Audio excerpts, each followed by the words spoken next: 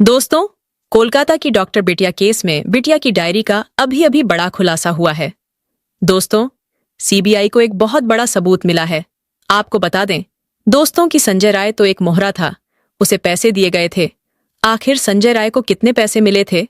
आज का ये वीडियो आपको चौंका देगा। पूरी जानकारी आपको इस वीडियो में देखने को मिलेगी दोस्तों। इसके अलावा पुलिस और सीबीआई को संदीप घोष के घर के कोने में ऐसा क्या मिला जिससे पूरा केस सुलझ गया? एक बहुत बड़ी खबर सामने आ रही है, आप चौंक जाएंगे। बिना स्किप किए हुए पूरा वीडियो देखिएगा दोस्तों। सारे गवाह और सबूत मिलने अब सीबीआई के हाथ लग गए हैं। अब दरिंदों को कोई नहीं बचा सकता फांसी के फंदे से। नमस्कार दोस्तों, एक बार फिर से स्वागत है आप सभी का एक नए अपडेट के साथ। दोस्तों, कोलकाता केस में बिटिया की डायरी चेक की गई, जिसे देखने के बाद सीबीआई हक्की बक्की रह गई। संदीप घोष के घर के बेसमेंट में जो मिला, उसे देखने के बाद आपके पैरों तले जमीन खिसक जाएगी। अभी अभी एक बहुत बड़ा खुलासा, बड़ी ब्रेकिंग न्यूज। कोलकाता केस में एक ऐसी खबर सामने आ रही है जिसने सीबीआई के पैरों तले जमीन हिला दी है। आखिर कैसे सीबीआई को इस बात की जानकारी क्यों नहीं लगी? 24 दिनों की गहन जांच के दौरान सीबीआई से यह काम कैसे छूट गया? इसके साथ ही आपको ये भी बता दें कि जब सीबीआई को इस बात की जानकारी मिली तो सीबीआई ने दिल्ली से अतिरिक्त टीम बुलाकर इसकी जांच कराई। इसके बाद असली हत्यारे का चेहरा सामने आया। दरअसल जिस शख्स ने संजय राय को 4 करोड़ 80 लाख रुपए में खरीदकर उससे सारा दोष अपने ऊपर लेने को कहा था, उस शख्स का पता चल गया और इस घिनौने कृत्य को करने वाला ये शख्स अब सीबीआई के शिकंजे में है। दरअसल आपको बता दें कि सीबीआई को 7 ऐसी बड़ी घटनाओं की जानकारी मिली जो सीबीआई को अब तक नहीं पता चल पाई थी। दरअसल इन सभी 7 घटनाओं की जानकारी सीबीआई को एक चश्मदीद ने दी थी। चश्मदीद ने बताया था कि डॉक्टर बिटिया का मोबाइल चेक करो। सीबीआई ने जब मोबाइल चेक किया तो उनके पैरों तले जमीन खिसक गई। एक चश्मदीद ने बताया कि प्रिंसिपल के घर पर छापा मारो, और जब छापा मारा गया तो उनके तहखाने से जो सच सामने आया उसे ईडी और सीबीआई दोनों दंग रह गए। चश्मदीद ने यह भी बताया कि बिटिया की डायरी चेक करो। जब डायरी की जांच की गई तो जो सच सामने आया उसे सीबीआई भी हैरान रह गई। आश्चर्य से आंखें खुली की खुली रह गईं। दरअसल सीबीआई 22 दिनों से इन सब चीजों की जांच कर रही थी, लेकिन उसके हाथ ये सब कुछ नहीं लगा, क्योंकि संजय रॉय को सीबीआई के सामने खड़ा कर दिया गया था और संजय रॉय सब कुछ कबूल कर रहा था।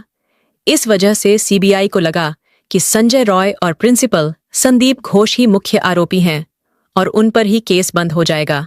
लेकिन जब चश्मदीद ने सीबीआई को जानकारी दी तो सीबीआई के कान खड़े हो गए।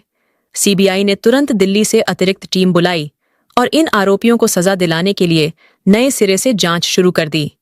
तो चलिए, इस वीडियो में हम आपको बताएंगे कि सीबीआई को ऐसी कौन सी जानकारी मिली है जिसकी वजह से ये पूरा केस बदल गया, और साथ ही हम ये भी बताएंगे कि डॉक्टर बेटी के फोन के अंदर जो वीडियो बना था उसमें डॉक्टर बेटी कितना रो रही थी और वो वीडियो किसने बनाया।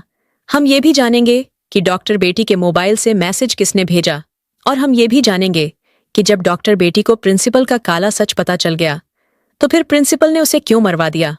इन सब बातों पर हम चर्चा करेंगे, तो इस वीडियो को अंत तक जरूर देखें। और अगर आप सच में डॉक्टर बिटिया के लिए न्याय चाहते हैं और अगर आप उन्हें सच्ची श्रद्धांजलि देना चाहते हैं तो कमेंट बॉक्स में डॉक्टर बिटिया जरूर लिखें, और साथ ही इस वीडियो को लाइक करके डॉक्टर बिटिया को श्रद्धांजलि दें। आपके लाइक करने से आपका कुछ नहीं जाएगा, बल्कि आपके ऐसा करने से डॉक्टर बिटिया को श्रद्धांजलि मिलेगी और उन्हें उन दरिंदों को पता चलेगा कि भारत के करोड़ों लोग उन अपराधियों के खिलाफ आवाज बुलंद कर रहे हैं और साथ खड़े हुए हैं। कृपया उस गरीब लड़की को न्याय दिलाने के लिए कमेंट बॉक्स में justice for Kolkata female doctor लिखें। हम और हमारी टीम डॉक्टर बिटिया को न्याय दिलाने के लिए लगातार प्रयास कर रहे हैं, इसलिए हमें प्रोत्साहित करने के लिए कृपया चैनल को सब्सक्राइब करें। दरअसल बता दें कि सीबीआई अपने जांच में पूरी तरीके से बिजी थी और अपने जांच को वह अंतिम रूप देने के लिए तैयार थी। तभी अचानक एक चश्मदीद गवाह सामने आता है और सीबीआई को बताता है कि क्या आपने डॉक्टर बिटिया का फोन चेक किया।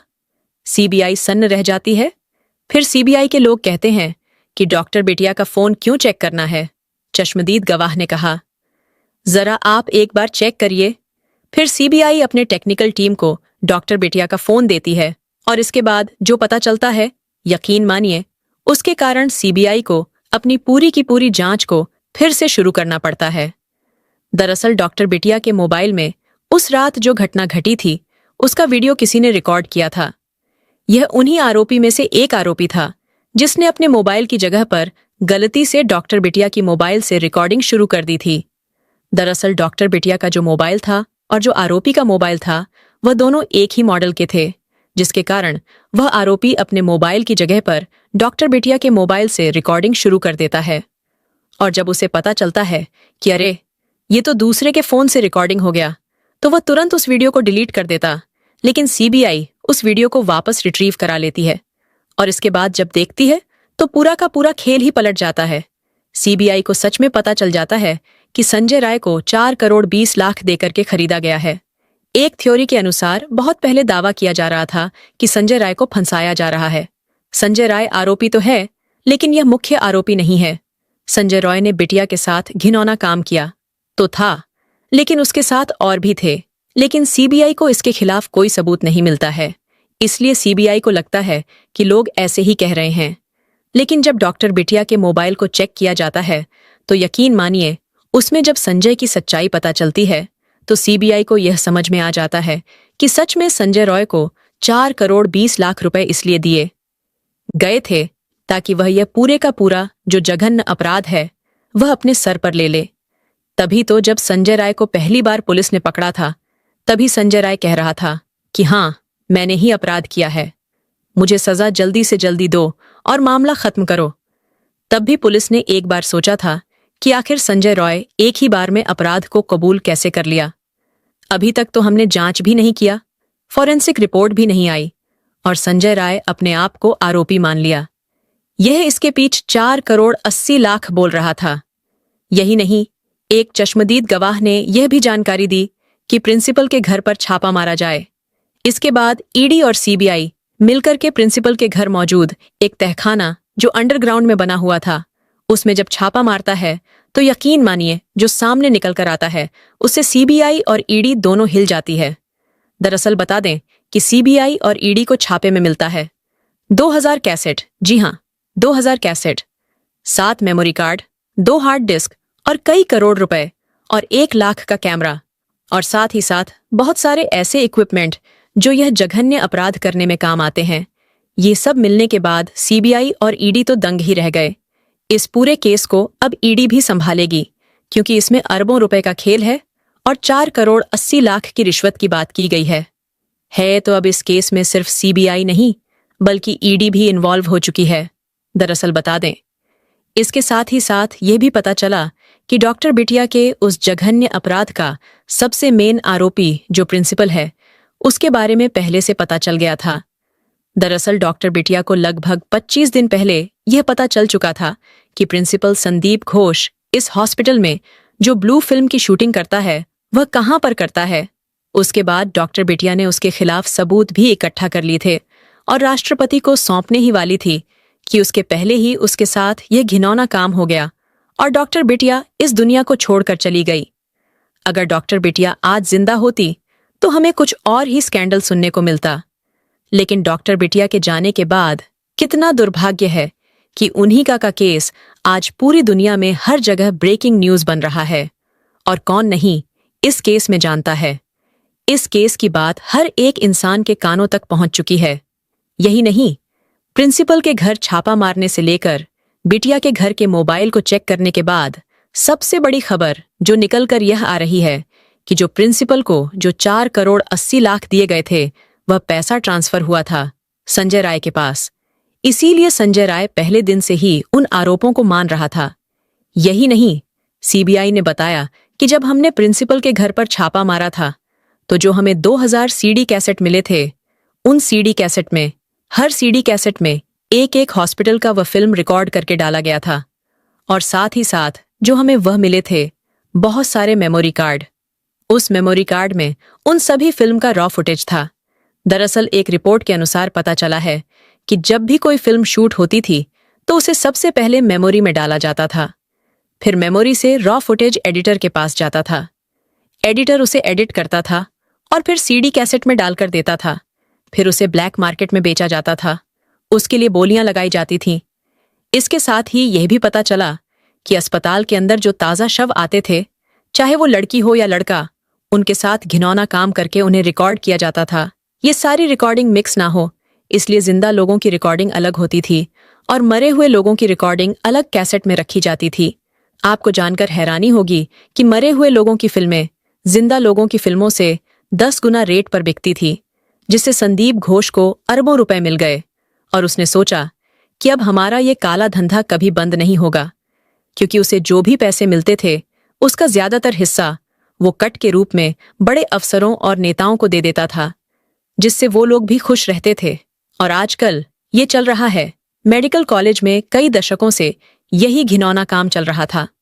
आखिरकार बेटी बिटिया के साथ हुए जघन्य अपराध ने इस पूरे केस को एक नया मोड़ दे दिया।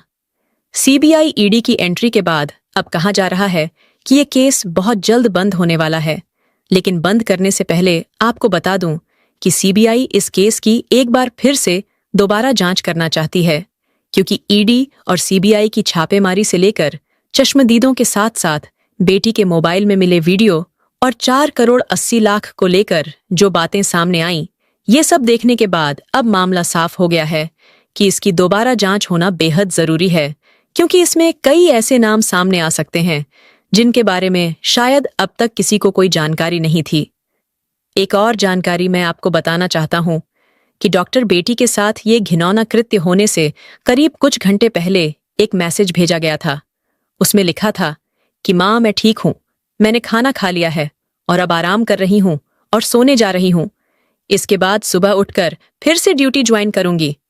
अगर कोई इमरजेंसी हुई तो हमारे जूनियर मुझे बुलाएंगे, तब तक मैं आराम कर रही हूं। ये मैसेज सुनने के बाद उसके रिश्तेदारों और परिवार के लोगों को राहत मिली और वे सोने चले गए। अब इस बात की भी जांच शुरू हो गई है कि क्या वाकई वह मैसेज डॉक्टर बेटी ने भेजा था या इन आरोपियों में से किसी ने भेजा था। सीबीआई सभी पहलुओं को बहुत ही बारीकी से जांच कर रही है और जैसा कि मैंने कहा कि अब ईडी भी इस केस में इन्वॉल्व हो चुकी है, तो जैसे ही इस केस में जो भी अपडेट आता है हम उसे आप तक जरूर शेयर करेंगे। दोस्तों, इस घटना को बताने का मकसद किसी को ठेस पहुंचाना नहीं है, किसी को परेशान करना नहीं है, बल्कि आपको जागरूक और सतर्क करना है। आप इस घटना के बारे में क्या सोचते हैं? आप इस घटना का मुख्य आरोपी किसे मानते हैं? कमेंट बॉक्स में जरूर बताएं और अगर आपको हमारा प्रयास पसंद आया तो इस वीडियो को लाइक और शेयर भी करें। अगर आपने अभी तक चैनल को सब्सक्राइब नहीं किया है तो हमारे चैनल को सब्सक्राइब करें। जय हिंद, जय भारत, वंदे मातरम दोस्तों।